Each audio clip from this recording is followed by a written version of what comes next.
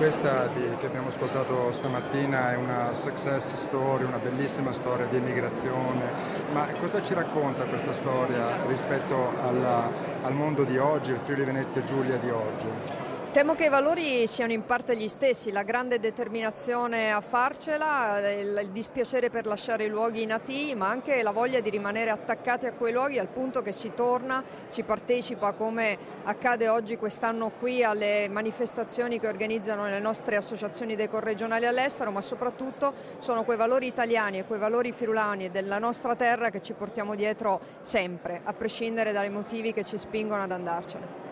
Ecco, 100 anni fa eravamo noi a lasciare le nostre case, a partire per l'estero in questi viaggi perigliosi. Oggi ci troviamo ad accogliere persone che per guerre o per altri motivi bussano alle nostre porte. È cambiato l'atteggiamento nei confronti del fenomeno migratorio qui in Friuli Venezia Giulia in questi 100 anni di enormi trasformazioni? Io ho avuto la fortuna di andare a New York e in visita insieme alle nostre associazioni visitare Ellis Island, il luogo dove arrivavano gli italiani, arrivavano tanti friulani che lasciavano la nostra terra. Le fotografie sono le stesse, cambiano soltanto i mezzi di trasporto e i vestiti con cui arrivavano lì.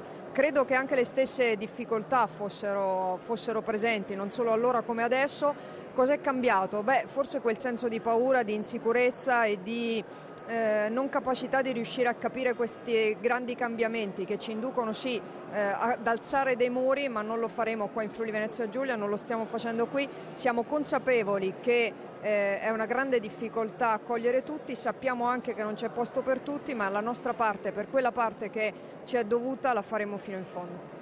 Quanto è importante cercare di mantenere questo senso di comunità tra i friulani che vivono qui e la diaspora all'estero, e quanto è difficile mantenere questa unità?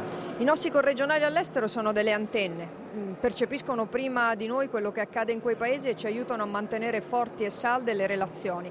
Oggi abbiamo ricordato qui l'incontro che si è tenuto a Trieste proprio con l'ambasciatore Philips per far incontrare Friuli Venezia Giulia e gli Stati Uniti su alcuni temi importanti come la ricerca, l'innovazione, le imprese. Bene, questo lo abbiamo fatto anche grazie ai rapporti così forti che abbiamo grazie ai nostri corregionali, grazie a tutta la presenza che hanno mantenuto, al forte radicamento e anche alle relazioni che ci aiutano a consolidare nel tempo.